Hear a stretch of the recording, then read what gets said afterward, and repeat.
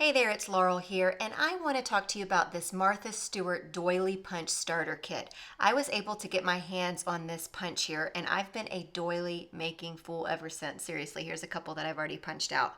So when you get your kit, it comes like this. You've got your top part, you've got your base, and you've got you've got the die part already built into the top part of the punch.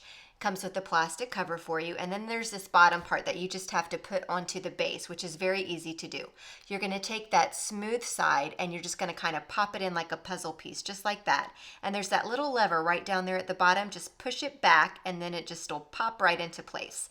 And then that whole platform right there on the base will be completely smooth.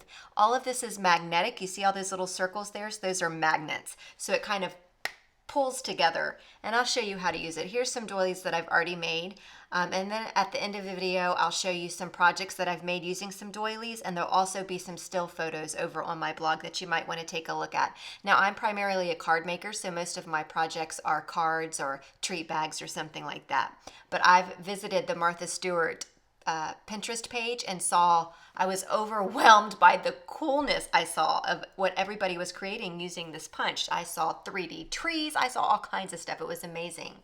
So I'm going to start with an 8x8 piece of pattern paper, and I'm going to line it up right down there at the bottom there. You're going to see it in just a second. I'm choosing 8x8 because I want to give myself some wiggle room to the left and the right and to the top and the bottom in case I don't center this exactly in the center onto the base of this doily punch. You can do as little as 6x6, by the way, but I'm going to do 8x8 because I'm lazy and I don't want to have to worry about getting exactly where the center of that page is. So it's giving me a little bit more wiggle room to work with. So I'm going to line that paper up right on the bottom of that line here, and then I'm going to take this like rotating knob thing you see over here to the left, and again it's all magnets, so I'm just going to kind of hover over the paper until the paper catches it and it gets magnetized, so it's just going to pop right into place here. So I'm just kind of hovering over where I think the little circle thing is. There's magnets on the bottom of that, and there's magnets on the base unit, and then it's going to pop it into place. I don't know if you saw that. And then when you turn it, you should hear some clicking sounds. If you don't hear the clicking sounds, then pick it up and do it again, because the clicking sound is what locks it into place and it helps you turn your paper very easily. So just hover over it again and then just start turning, and you'll hear a little click, click, click. And if you don't, just keep hovering over it and you'll get it. It's not that hard at all.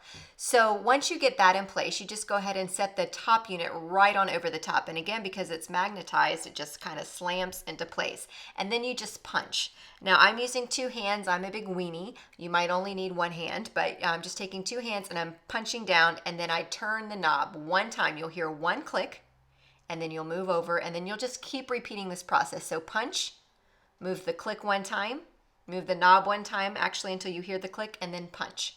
So move the knob, punch, move the knob, punch, and this is exactly how quick it goes. It's really so easy to use, and you can make so many doilies with this. Now I'm using pattern paper, which is a thin paper. I've also used some 80-pound cardstock very easily. When I got up to the thicker cardstock, it was a little bit harder to punch, so I would advise sticking to some thin cardstocks under 120-pound or pattern papers or things like that. But look at that. So you punch until you get all the way around, and then when you're done, you get this cute doily, and all the bits are kind of contained in a pile for you at the bottom. I just kind of scoot them out of the way. And look how intricate and beautiful this is. I mean, seriously. So I've die cut a bunch of pattern papers. I die cut some regular cardstock, and just I was a doily making fool. Not even gonna kid you.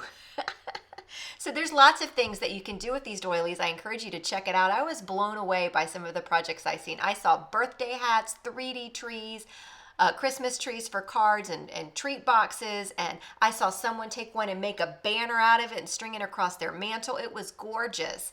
Here I took some tags, and I just ended up using one doily and made 4 tags by simply taking a doily and putting it along the bottom of the tag, gluing it in place, and then just cutting around the shape of the tag. So I got 4 tags out of one doily for that. For this next one, I made some place cards by trimming down some cardstock and taking a doily and folding it in half. And then I just put some glitter die cuts for the initials of my family members. And for this one, super simple. I just took a doily, a solid colored cardstock, and I just put it on the top corner of the card and cut around it, and then just popped up a little image I had laying around. This would be super easy to mass produce. And I just think that's adorable. It's a nice little masculine card. And then here I took the stencil and I actually turned it into, I took the doily and turned it into a stencil. So I layered it on top of my card and just did some ink blending through the doily and created a stencil. And I just think that background is beautiful. So I have all of these projects still shots with a little bit more information over on my blog at laurelbeard.org if you want to check it out. I'm also going to link to a video that Martha Stewart has on how to use this doily punch as well over on my blog. So be sure to check that out as well. It's a cute little video and it's much shorter than mine. So again, super fun. I think this guy is so much fun and I love all the little projects that I created here. And there's so much more you can do. This is like nothing compared to what you guys can do with this little punch. So I hope that y'all check it out and thank you so much for joining me today. And I hope you have a great day and I'll see you here for my next video.